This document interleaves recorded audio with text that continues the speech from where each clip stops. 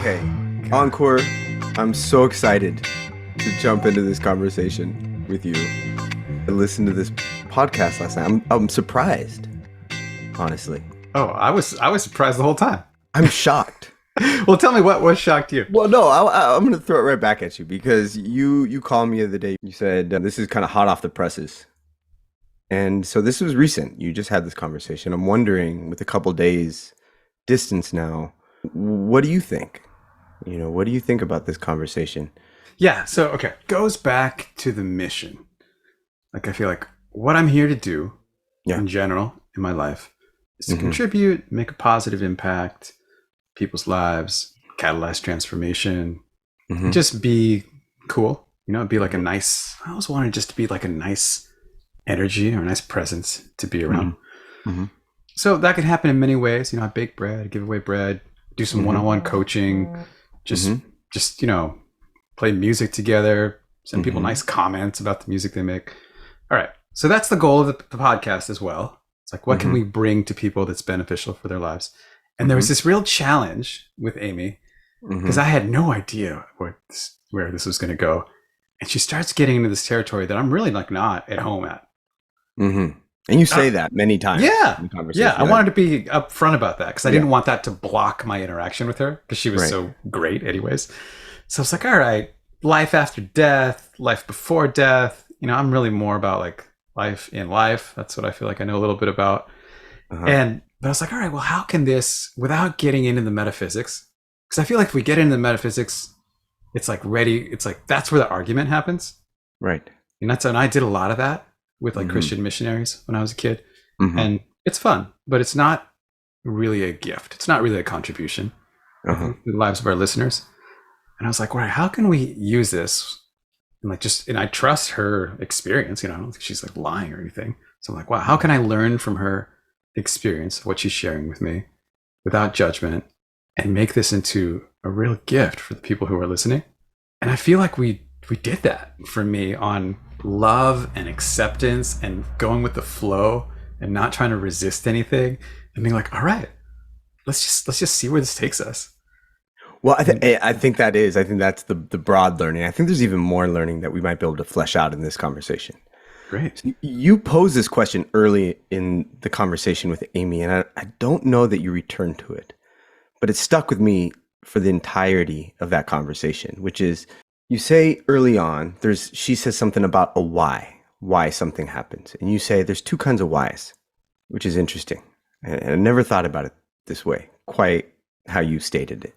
There's the why that is like why something happened. You could go into the mechanics of it. You could follow the mechanics. You said, this is why that happened, right? It's sort of like maybe deterministic, maybe for lack of a better word there, right? Like the causal explanation. The causal sort of, right, path of an event, right? This happened because this happened and made this happen. So that's one why.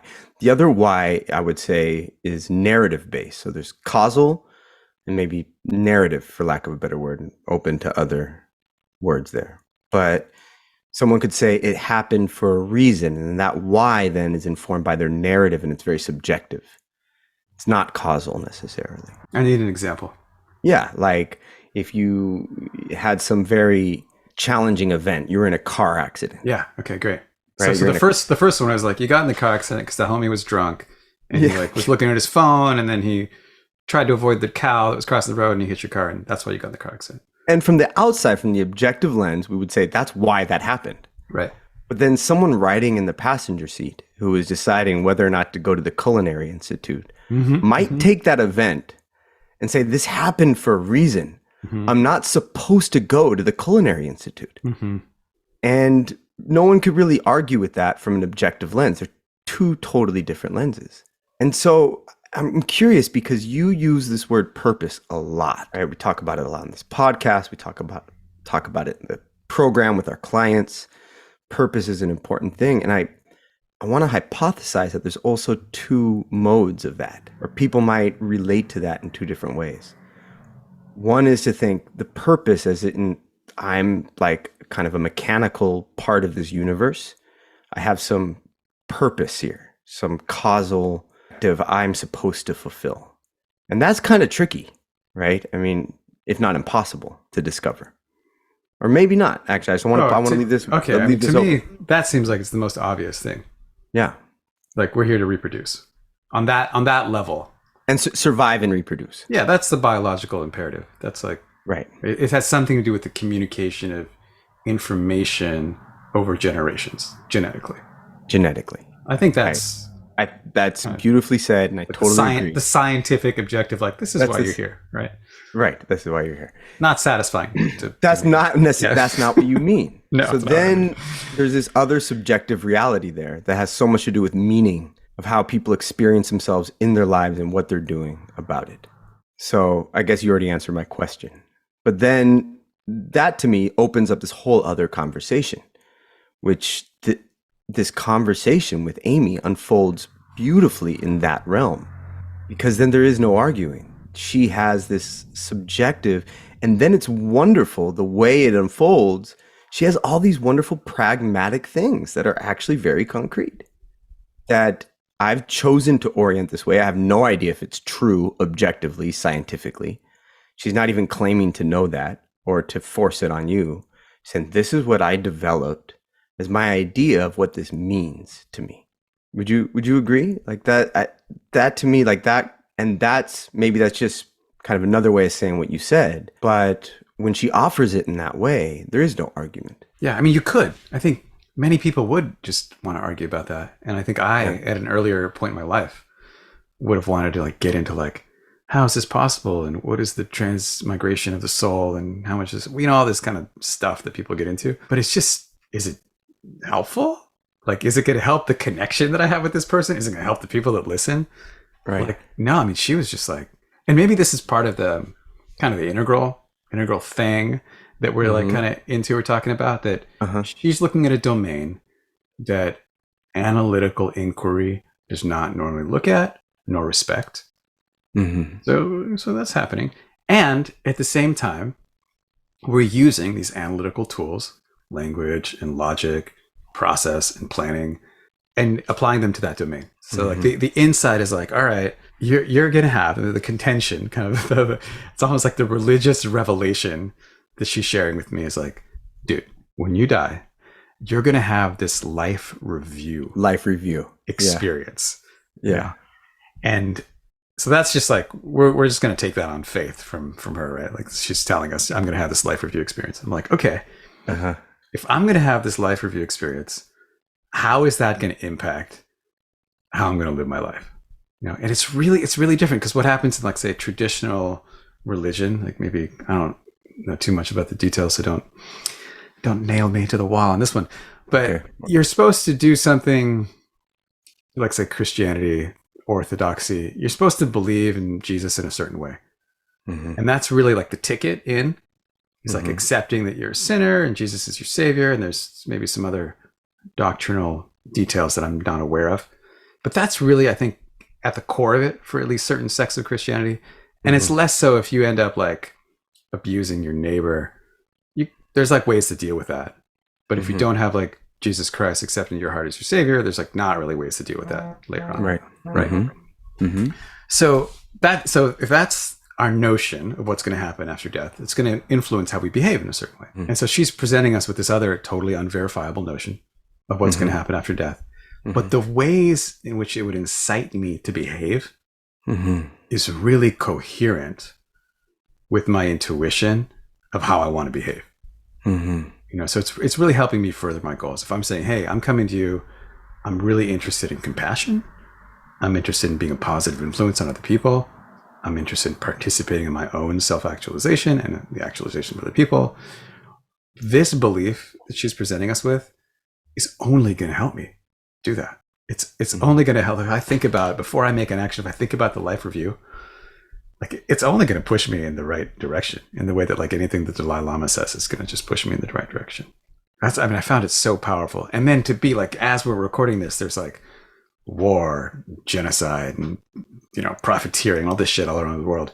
And to think about Dick Cheney or Putin or these kind of things and like the life review, and it's just like, it just blew my mind. It really blew my mind. Okay. Well, without taking the Cheney or Putin bait, I do think that this might present a way these two modes can interface with each other. And maybe that's a big part of the project that we're invested in. That's the integral thing, right? It's like, it's not like one is better than another. Right. And it's not like we have to just embody one at a time. There's something kind of fractal about that, right? Like I could just foresee someone saying, okay, like I accept someone's subjective reality, that's meaningful for them. How do I get anything out of this? And what you're presenting here is a way that we can approach meaning with the scientific method. I mean, that's what we're doing in our coaching, right? Like that's the whole thing. Like that's the whole thing. Yeah. So we do both work. We do both modes of a right. We dig into meaning and purpose and our subjective reality. We produce this thing that's meaningful for us, an idea about what we might want to do, how we might want to contribute. And then we have all these tools that come to us from rigor and science and thinking and all these logical tools and even analytical and data tools and stuff like that. So of course, someone decides, I want to do this for a living. Then they have to do marketing, they have to do sales, they have to kind of apply all the business development tools and skills. So that's what I really love about this conversation, is that she's doing something and there's a practical side to it, right? She actually has to then communicate with people, work with people, be sensitive to the outcomes of this work with them. And there's an interface in there of both of those modes, both of those versions of why. Oh yeah. I mean, she's working as a PhD clinical psychologist in her work. And then she's doing this podcast about these topics that is totally like unrelated. I mean, it's like unmonetized. She's not like getting clients off of this, you know. It's like she's got her feet in this like very rational kind of mainstream, like, let me help you solve your problem through exposure therapy, you know, something just like the tools of therapists. And then she's got this podcast where it's just like, by the way, I also have these like other experiences and I'm a whole person. Yeah. I mean, you even said, I think there was some sticking point where it was like, okay, well, you got to help me understand that part of it. And she's like, okay, well, I think we need to back up and take the analytic psychotherapy lens on this. We need to talk about like the development there of the psyche. Yeah. And so for her, she's very agile. She knows what mode is applicable. Yeah. So there's this other thing that I thought of a couple of minutes ago when you're talking that I just think is kind of funny, is one way we could talk about what we're trying to do with our work together is demystifying purpose. Is to take this word that has all of these kind of traditional religious fate, destiny, lack of free will, you know, all those connotations, and to really unravel that and ground purpose in, I call it like empirically evaluated sense of purpose. So that's what we're trying to do. And at the same time, you and I are both like incredibly attracted to the gifts of mysticism. Yeah. Right? Like, I mean, I'm just, any day that I read a Rumi or Hafiz poem, which I've got, you know, lots of those books on my desk, is a day that I feel just more connected and happier. You know, so it's like, it's this dance of like, I want to demystify purpose. And I think that is what's going to help our society grow and people find more joy and more service.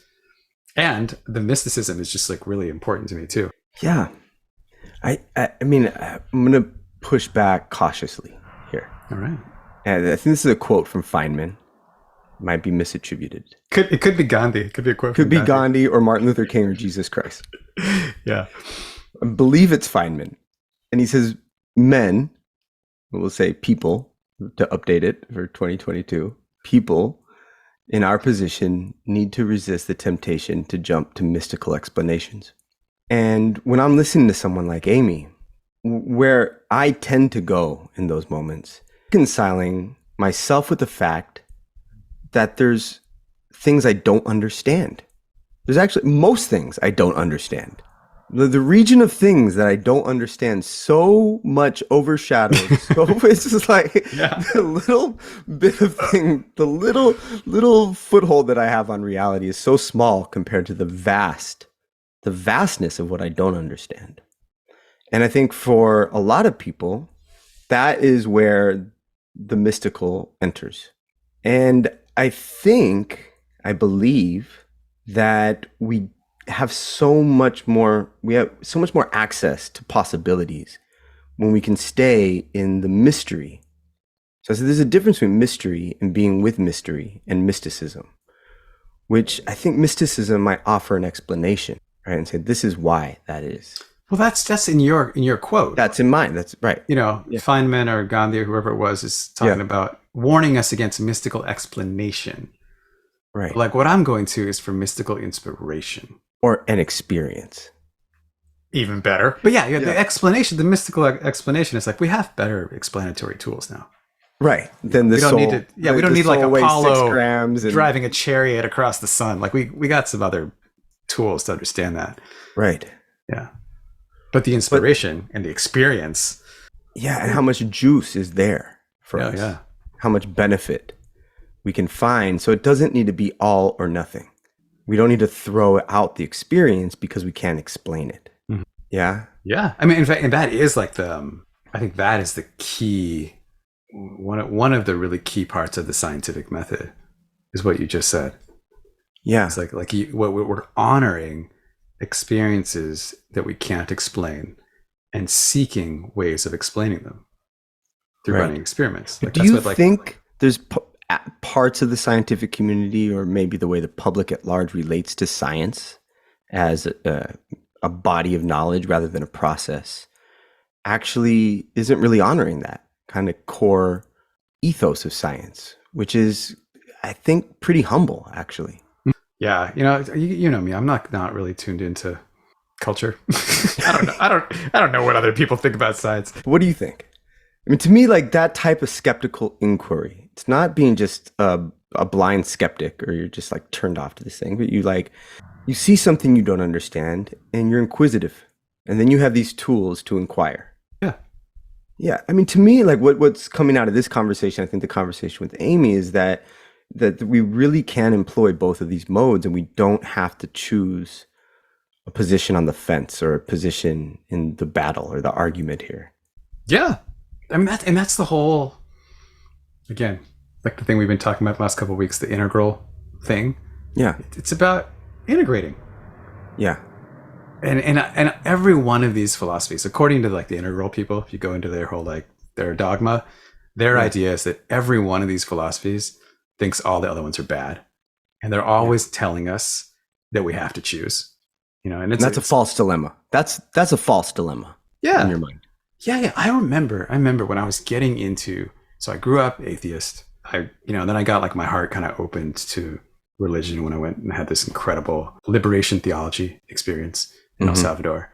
And then I started getting into like the mystic, the Gospel of Thomas and all this other stuff. And I remember running into people that are like, you can't just pick and choose what you like. Yeah.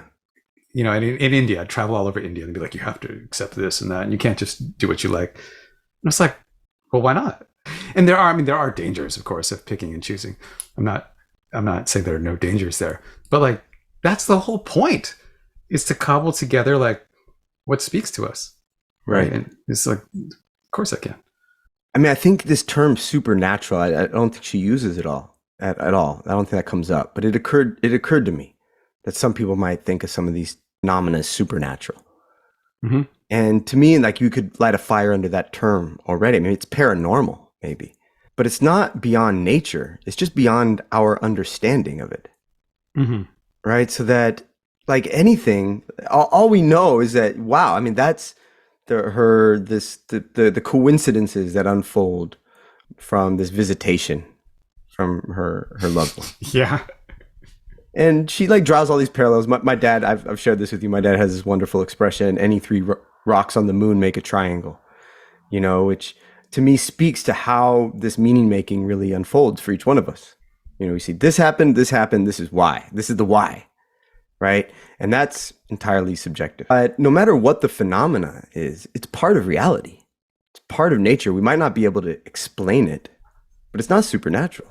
It's natural. Mm-hmm. We just don't know why. Mm-hmm. And then whatever we inject there, whether it's the scientific method or mysticism, we're best served by a very humble approach. in how we inquire and being open, this kind of openness or integration that you're talking about. There's something else I want to keep bringing back from our last maybe 3 or 4 conversations here, which is expediency and efficiency. And I think those words can be very triggering for some people, especially in this space. But I think in the spiritual and new age communities, this idea of efficiency and expediency is paramount, because you really are faced with this question: is this serving my need or want or desire or urge to pursue this thing? Is it working? Or am I just going to all this stuff? Am I going to these cacao ceremonies and energy cleansing? What am I looking for? And is it working? And so much about this approach that we've been kind of teasing out over maybe the last season of this podcast. What I love about it, when we talk about nonviolent dialogue, we talk about an integral worldview. It's not just that it's like makes you a cooler or better person.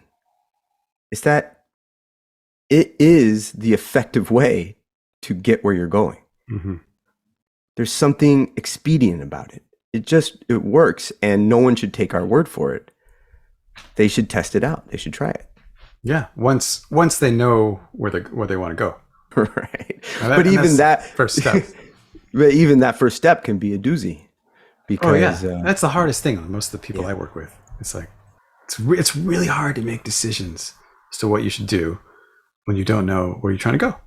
And that's like at every level of scale. Yeah, so to have like a crystal clear sense of like, this is actually my best guess at this moment of what's going to make me feel meaningful, make me feel happy, make me feel like I'm making the contribution I want to make.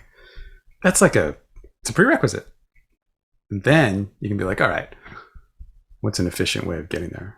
And once we decide that, there's so much literature in any specialty that you pick, any path or course of action that you choose.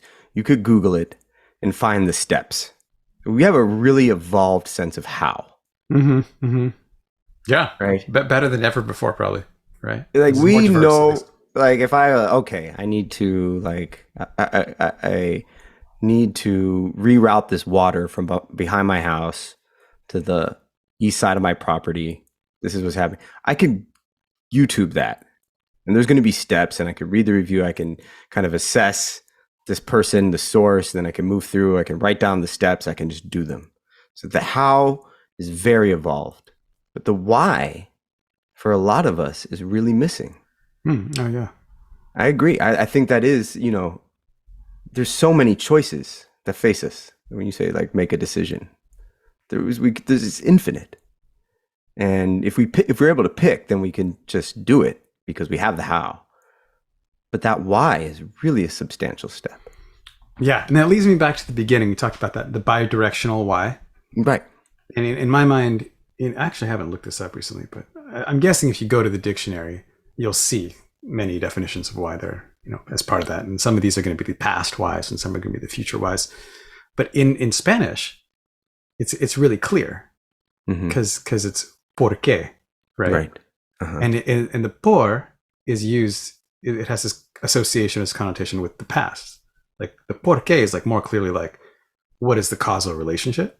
Yeah. But if you were to change it and say para qué, that's like the other why, like for what future reason, right? Like there's the por and the para, it's like the past and the future. And so it's kind of a little clearer there. Mm-hmm. But in English, I feel like they're just, it's all in that why. Yeah. Which allows for poetry. It allows for poetry and a lot of unpacking, which we've done a little bit in this conversation. But I'd be curious. I don't have a clear experiment.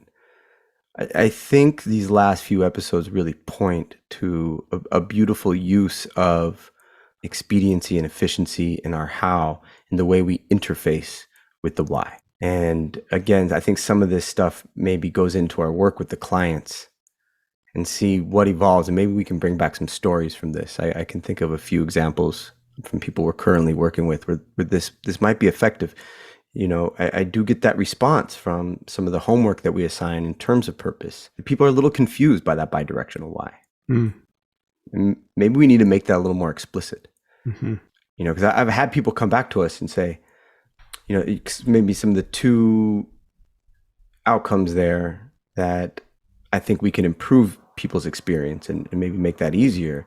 One is that they just jump to kind of a platitude for their purpose. You sense that it's just like they produced a couple sentences, they satisfied the assignment, now they can move on to the next assignment. And it's something like make people happy, have nice relationships, whatever it is, it feels like a little perfunctory or performative.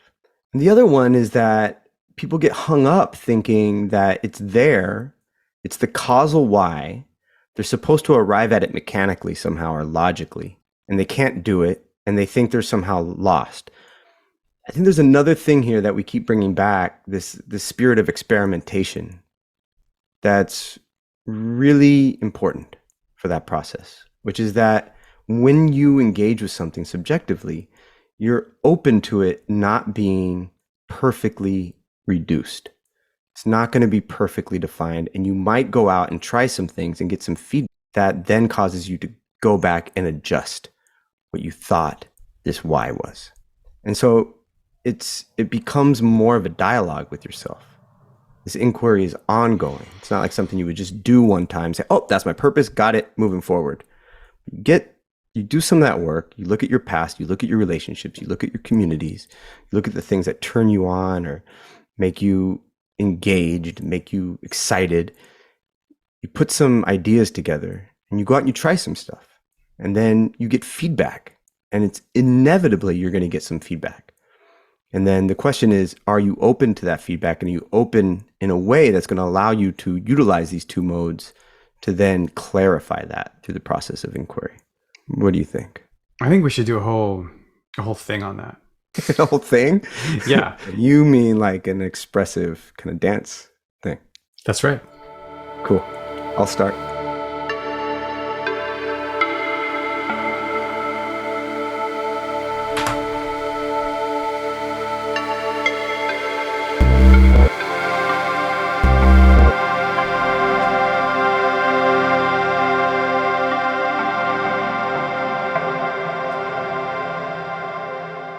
Okay, I don't know if that's going to play over the audio, but we did a whole thing. Let it be known. Let it be known we did a whole thing. No, I agree. It's worth exploring more. It's definitely it's worth exploring more. But we'll continue to. Now, my sense is that we've got a thread. We've got a thrust. It's taken us a while, but we're stumbling upon it slowly. And there's a sense of excitement. I don't know if I call it my purpose, but maybe it's like getting closer to what my purpose might be. And I feel that in my body. I can experience that. Like there's an excitement, and there's like, it's in line with my curiosity. So I'd like to go further with that. All right. We hope you enjoy to what my purpose might be. And I feel that in my body. I can experience that. Like there's an excitement, and there's like, it's in line with my curiosity. So I'd like to go further with that. Excellent. All right. We hope you, and thank you all so much for listening. We'll talk to you next time.